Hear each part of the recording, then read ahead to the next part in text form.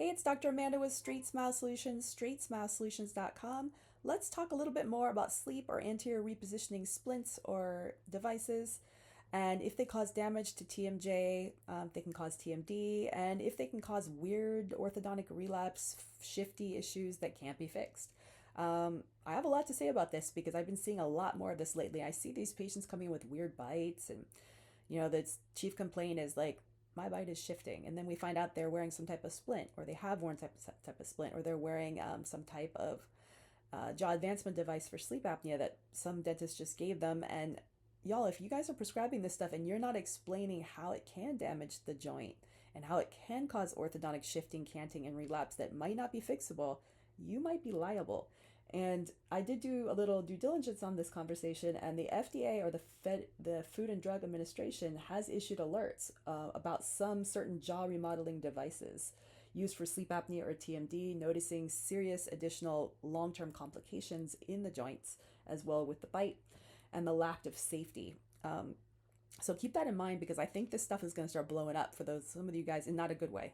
Some of you guys who are doing it, you gotta make sure. I mean, I can't tell you if it's. I don't get into the space. This is not my space. No, thank you. I don't want to be there.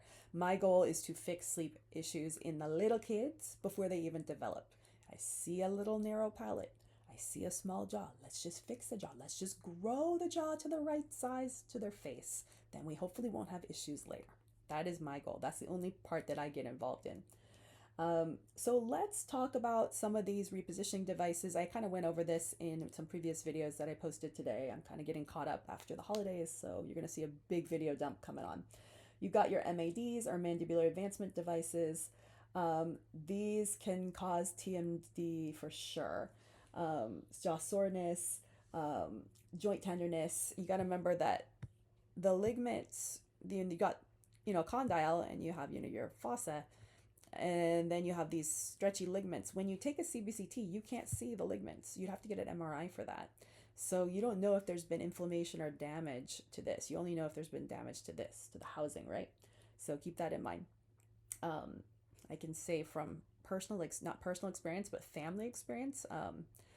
I have one very close family member that's on one of these, or was on one of these suckers. No, still is on one of these suckers. And someone else that has a CPAP, and actually there's a bunch of people, older people in my family, and they all have messed up bites. They thought that these things would keep their teeth straight, and nah, they have like jacked up weird canted bites, and it looks bad. I mean, and to be honest, I think losing weight would probably help them with their sleep apnea more than this sucker. And to be honest, a lot of them are mad that they got one. So I think there's going to be a lot of litigation in the future on dentists who did just slapping these around. So I think being in the interceptive orthodontic space is so much smarter and safer, because you're just doing what's right. Like, no one's going to say that's not right, because it's totally right. So, okay, you got your anterior repositioning splints. Those are designed to recapture a disc. They could help with clicking and pain in the short term, but beyond 6 weeks can cause more permanent joint damage. Again, you can't see this in your CBCT. Okay, so let's talk about weird orthodontic bites that can cause from this. You can have posterior open bites is the most common. Of course, you have anterior contacts can happen. And any type, just like if you wear Invisalign with MA, you're going to grow, right? I mean, I know adults aren't growing, but just the constant shifting is going to cause some changes. So you got to make sure that you get rid of that. So be really cautious when you're prescribing these. I don't know what to tell you, because I mean, I just really don't like them, because I mean, I realize some people don't have a choice, and as long as they understand all the risks, that's fine.